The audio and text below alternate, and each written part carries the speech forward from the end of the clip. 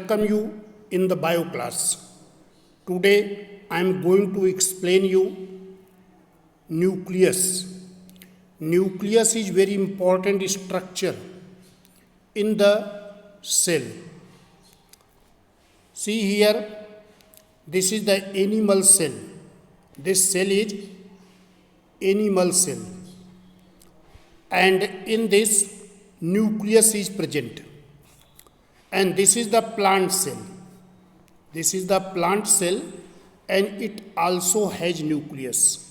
So nucleus is prominent structure in all the cell except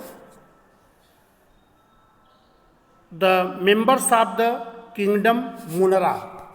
So when we are taking the kingdom Monera, like bacteria, cyanobacteria, archaebacteria, in that nucleus is not found. Their chromatin fibers, that is bacterial chromosomes, are present, but true nucleus is absent. True nucleus is found in all the eukaryotic cell. Eukaryotic. All the eukaryotic cell have true nucleus. Nucleus was discovered by Robert Brown. Robert Brown. He has discovered the nucleus in 1833, and he told nucleus is a prominent structure, prominent features in all the cell. In mammals, mature red blood cells have no nucleus, and there are soup tube element of conducting tissue xylem. In that also nucleus is absent.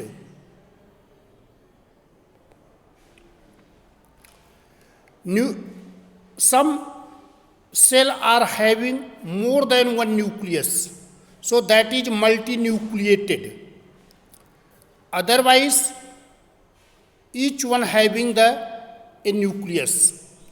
Now, when we see the shape of the nucleus, nucleus is more or less spherical in shape, and sometimes in some organisms the shape of the nucleus is different. It may be ellipsoidal, fusiform, flattened, or irregular. In the leukocytes, nucleus is present, but that is lobulated. But nucleus is present more or less in the center of the cell in animal cell. But in the plant cell, due to presence of large vacuole, see, in the plant cell, their large vacuole is present. So due to this reason, nucleus has shifted one side. But in the animal cell, it is present more or less in the center. Size of the nucleus may vary in the different organisms in the different cell. But when we see the structure of the nucleus, so nucleus had differentiated into nuclear membrane, that is called nuclear envelope. Nuclear membrane, that is called nuclear envelope. Other is nucleoplasm. Inside the nucleus, jelly-like material is present, that is jelly-like fluid material, that is called nucleoplasm. In the nucleus, there are many thread-like structures are present. So these thread-like structures which are present in the form of network known as chromatin network, and in the nucleus there is rounded structure is present. So this rounded spherical structure, this is called nucleolus.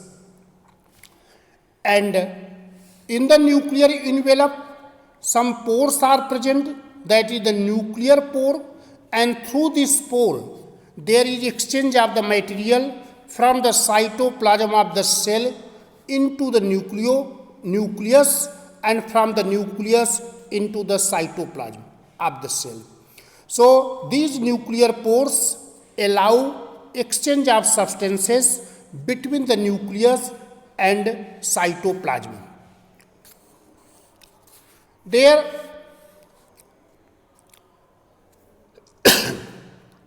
this nuclear envelope, it is made up of double membranous membranes, outer membrane and inner membrane. So this nuclear envelope is made up of two membranes, outer and inner. The nuclear pore has a definite structure. It is formed by the fusion of outer and inner membrane of the envelope, and gel-like matrix, fluid material which present in the nucleus, that is called nucleoplasm. I told in the nucleus there is the chromatin network. So these are the chromatin network. So these structures are chromatin network. This chromatin network is made of DNA and histone protein. So DNA is the deoxyribonucleic acid and histone protein is basic protein. So these two materials form chromatin, and chromatin present here in the form of long thread-like structure. So these long thread-like structure change into chromosomes at the time of division of the cell. When cell is going to divide, at that time, this structure will change into chromosomes. I will explain you about the chromosomes later on. Now, next structure in the nucleus is nucleolus. So this rounded structure, that is called nucleolus. Now you see detailed structure of the nucleolus. This nucleolus is bounded by perinuclear material. This is the perinuclear material. These are perinuclear material. In the nucleolus, the fluid material which is present, that is the matrix, and there some ribosomal precursors are present, and fibrillars are there, RNA fibrils are present. So these are the composition of nucleolus. So nucleolus is a conspicuous rounded structure within the nucleus. It is a site for active ribosomal RNA synthesis. Nucleolus is a site for active ribosomal synthesis.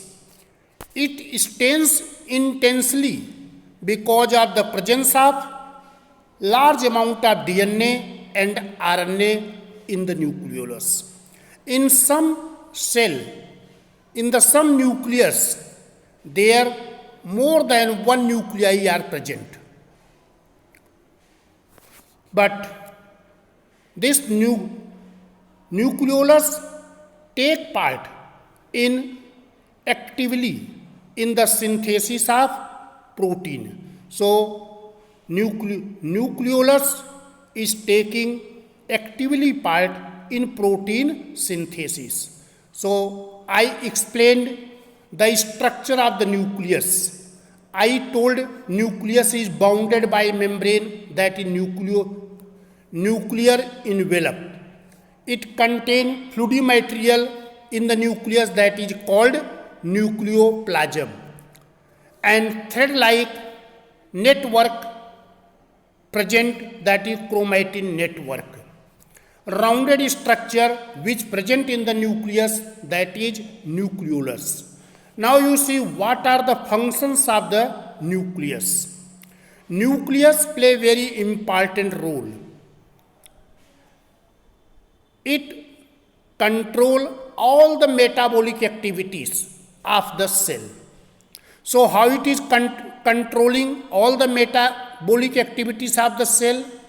It synthesizes the protein, enzymes. Protein synthesize, that protein is enzyme. An enzyme involved in the metabolic activities. Therefore, I can say by synthesizing enzyme, nucleus of the cell control metabolic activities. In the nucleus of the cell, chromatin fibers are present in the form of network. During the time of cell division, it changes into chromosomes. And chromosomes are responsible for carrying genetic information from one cell generation to another. Then nucleolus is present in the nucleus, and nucleolus takes part in the production of ribosomes and protein synthesis. So you studied what is the nucleus, what are the different parts of the nucleus, the structure of the nucleus and their function. Now, next you have to see about chromosomes. See, chromosomes. What are the chromosomes? Chroma means colored. Soma is body. So in the nucleus of the cell, colored body present. That is the chromosomes. But chromosomes will appear in the nucleus of the cell only at the time of cell division. When a cell is going to divide, at that time, thread-like structure appear in the nucleus of the cell. So that thread-like structure was discovered by E. Strasburger. E. Strasburger discovered thread-like structure in the cell nucleus of the cell during cell division. Later on, there was one more scientist, W. Waldeyer.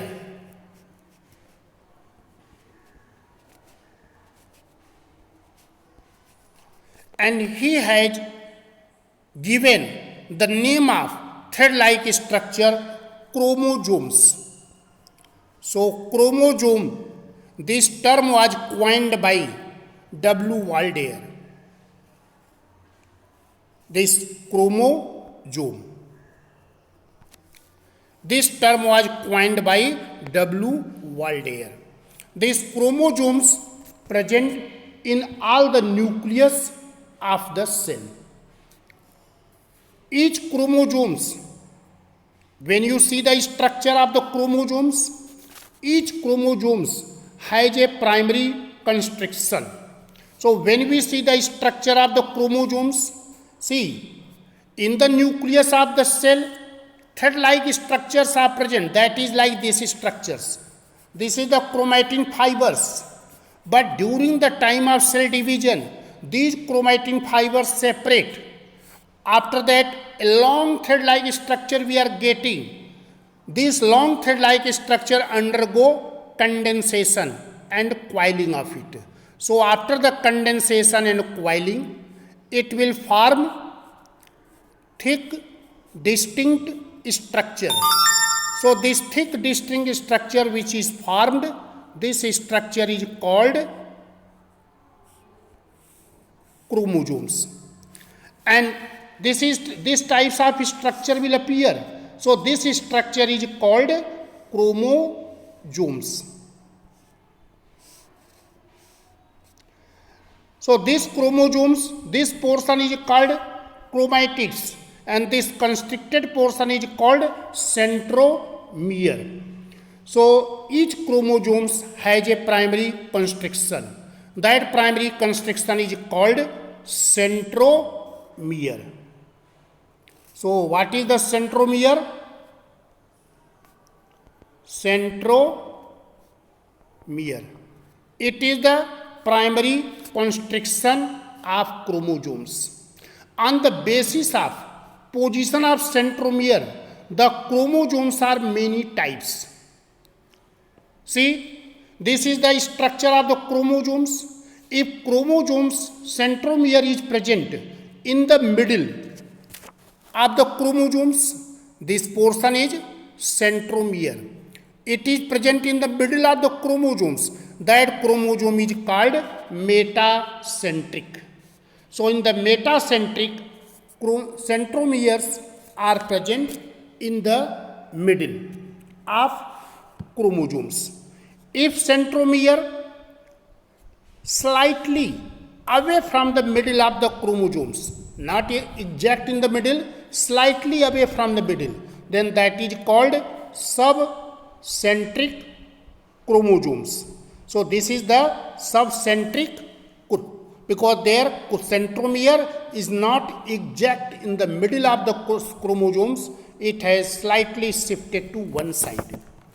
Now next is third types of chromosomes in which centromere is situated close to its end, forming one extremely short and one long arm.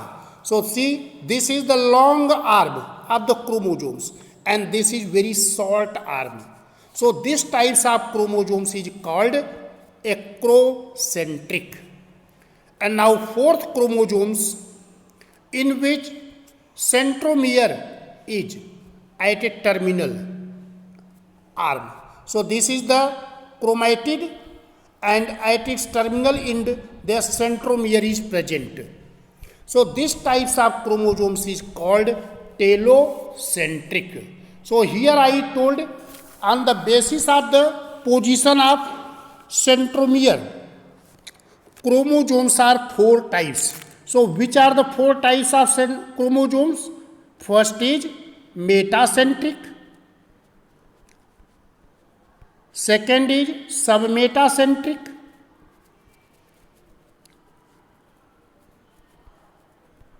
third is acrocentric,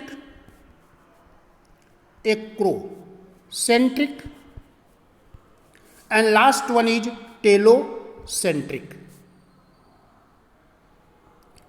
So these are the four types of chromosomes on the basis of the position of centromere. Centromere present in the middle, then that is called metacentric. So this figure is metacentric. Chromosomes slightly shifted to one side, not in the middle, then this is the submetacentric. So this figure is of submetacentric. Chromosomes, their one arm of the chromosomes is very small and one is long. So that is called acrocentric. And centromere is present at the terminal of arm of chromosomes. Only one arm is there, so that is called telocentric. So these are the four types of chromosomes. Now, to study the structure of the chromosomes, we are staining the chromosomes and we are using some dye like acetocarbon, or we can use fulgen. So when we are staining the chromosomes, we find their chromosomes differentiated into two regions. So what are the two regions of the chromosomes? In which two regions chromosomes are differentiated? One is heterochromatin.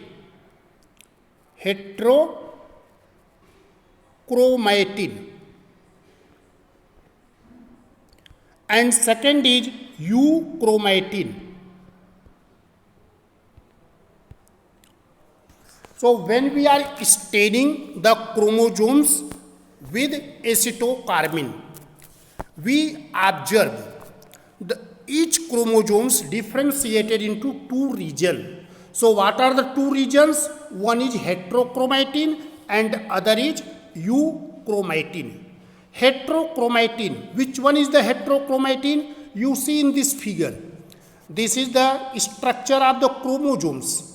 So in the structure of the chromosomes, you see some portion of the chromosomes have taken dark stain. See in this figure, some portion of the chromosomes has taken dark stain and some portion of the chromosomes has taken light stain. The portion of the chromosomes which has taken dark stain, that is called heterochromatin.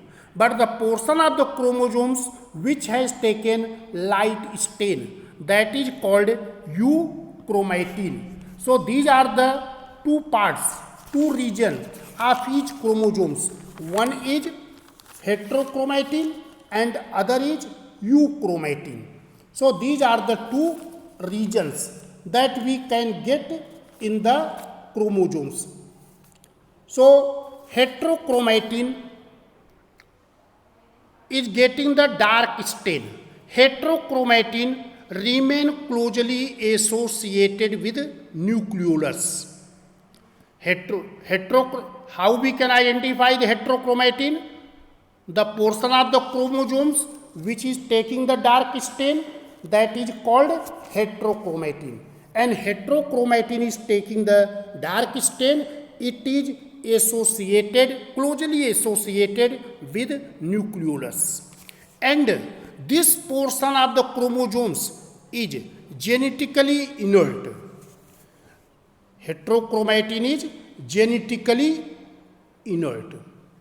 Now, the light portion, light color of the chromosomes is called euchromatin. U means true. So this portion is genetically active. This portion carry hereditary genes which carry the genetic information from one generation to another generation. So this I told about the heterochromatin and euchromatin. One more thing you have to understand in the heterochromatin. Heterochromatin can be differentiated into three parts. One is chromomeres, second is chromocenters, and third is node. So children, I told there in the chromosomes. So when we are taking the chromosomes, it has two parts. One part is heterochromatin.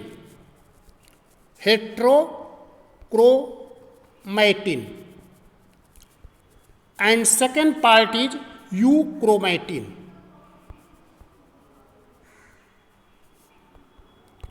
This heterochromatin is dark stain part, euchromatin is light stain. Heterochromatin has genetically inert materials, euchromatin has genetically active materials. It has genes which transfer the hereditary characters.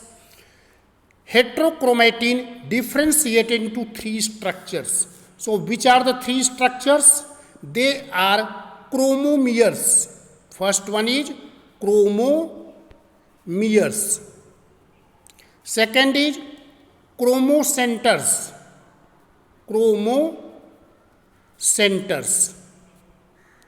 And third one is node.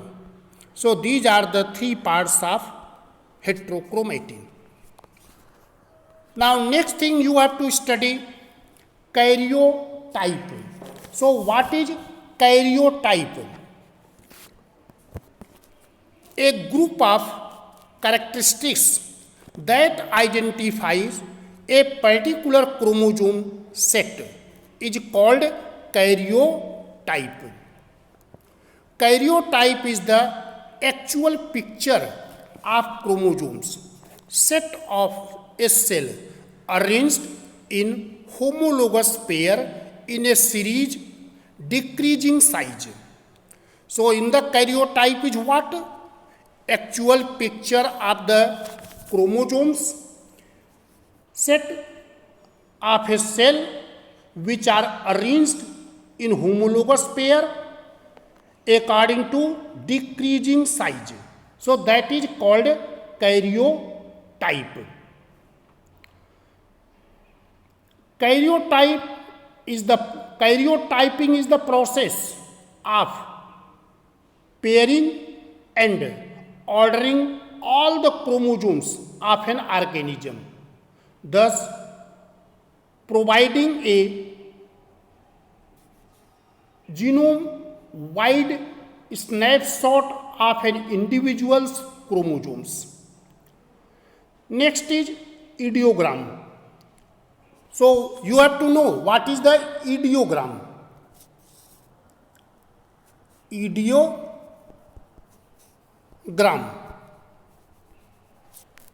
First you studied karyotype and karyotyping. Karyotype and karyotyping. Now see what is the ideogram?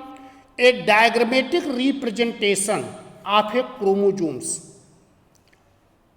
complement or karyotype. Diagrammatic representation of a chromosome complement is karyotype. Ideogram is diagrammatic representation of the karyotype of an individual. So when we are taking the karyotype, when we are taking the diagrammatic representation of homologous pair of chromosomes, then we see there are two types. One is symmetric and other is asymmetric. So karyotype is two types. So there are two types of karyotype that we can get from the ideogram. Ideogram means diagrammatic representation of the karyotype of an individual. So which are the two types of karyotype? This karyotype is two types. One is symmetrical and other is asymmetrical.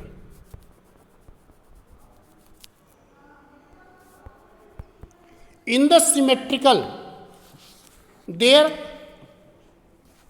chromosomes which are present, they show very little differences in the size. See, here this is the symmetric karyotype. So in that you can see the chromosomes are presenting here very little difference in size. But in the asymmetric, the major difference between the smallest and largest chromosomes. So see, this is the smallest chromosomes and this one is the largest chromosomes. So there are major difference. But here in the symmetric, there is very little difference in the size of the chromosomes.